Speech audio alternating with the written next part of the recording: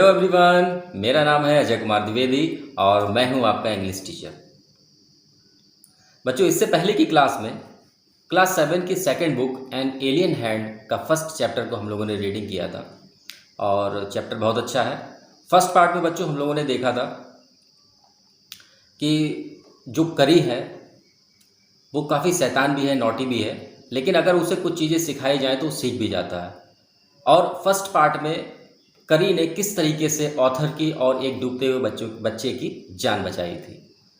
तो आज हम लोग सेकंड पार्ट की रीडिंग करते हैं। मुझे पूरी उम्मीद है बच्चों आप लोगों ने फर्स्ट पार्ट बहुत अच्छे से समझा होगा। इसकी समरी बच्चों मैंने आपको समझाई थी और मैंने आपसे कहा भी था कि अगर कोई प्रॉब्लम हो तो आप मुझे फ़ोन कर सकते हैं। तो आइए आज हम लोग रीडिंग करते हैं ब्रिंगिंग अप करी के सेकंड पार्ट की। बच्चों, सेकंड पार्ट में बताया गया है कि हाथी जो होते हैं, बेबी एलिफेंट्स, काफ़ी नॉटी होते हैं, बिल्कुल एक छोटे बच्चे की तरह होते हैं और अगर इन्हें कोई चीज़ समझाई जाती है तो ये अच्छे से समझ भी जाते हैं।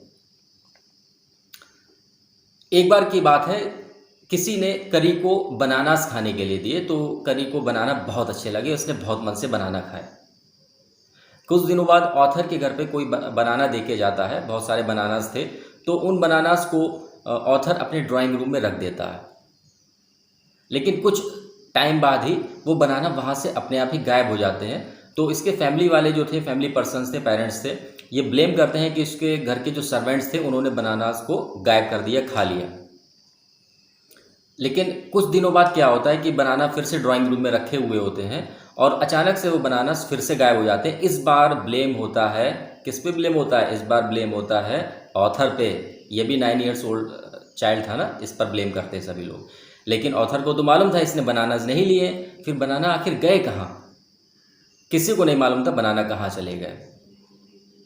एक दिन ऑथर अपने रूम में बैठा हुआ था, ड्राइंग रूम में रखा हुआ था और बनाना जो थे ड्राइंग रूम में ही रख दिए जाते थे बाहर से लाने के बाद में।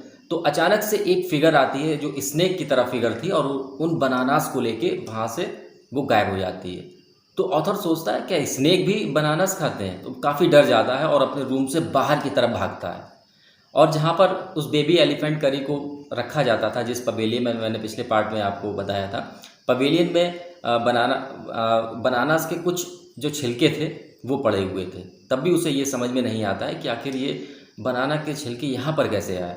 लेकिन उसके बाद में ऑथर जो था वो बेबी एलिफेंट को बनानास खाते हुए देख लेता है।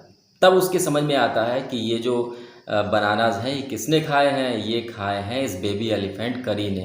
अब चोरी करना तो गंदी आदत होती है ना, बैड हैबिट्स होती है, तो इसके लिए इसकी पड़ती है बहुत सारी डांट।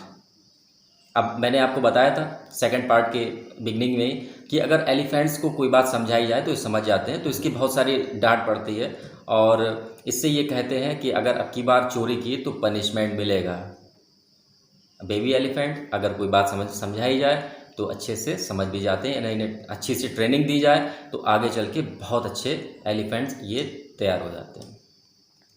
तो सेकंड पार्ट में बच्चों बस यही बताया गया है कि इसने किस तरीके से बनानास को चुराया और किसी को नहीं पता लग रहा था और ड्राइंग रूम में जाता था और अपनी ट्रंक की सहायता से, बच्चों जो स्नेक की तरह फिगर वो देख रहा था ना, वो फिगर किसकी थी? वो फिगर थी इसकी ट्रंक की। इस ट्रंक को अपनी विंडो के अंदर डालता था और बनानास को उठा लेता था और बनानास को खा लेता था। तो बस इसी बैड हैबिट की वजह से इसकी पड़ती है डांट और आगे से ये कभी भी चोरी नहीं करता है। तो बच्चों सेकंड पार्ट में बस यही दे रखा है। मुझे पूरी उम्मीद है आपने सेकंड पार्ट को बहुत अच्छे से समझा होगा और नेक्स्ट पार्ट हम लोग पढ़ेंगे नेक्स्ट वीडियो में। और अगर आपको कोई बात समझ में नहीं आई है तो आप मुझे कमेंट्स कर सकते हैं, फ़ोन कर सकते हैं, मैसेज कर सकते हैं। सेकंड पार्ट बच्चों यहीं पर ख़त्म हो रहा है, वीडियो में ज़्यादा लंबा नहीं करूँगा और नेक्स्ट पार्ट में हम लोग मिलेंगे इसके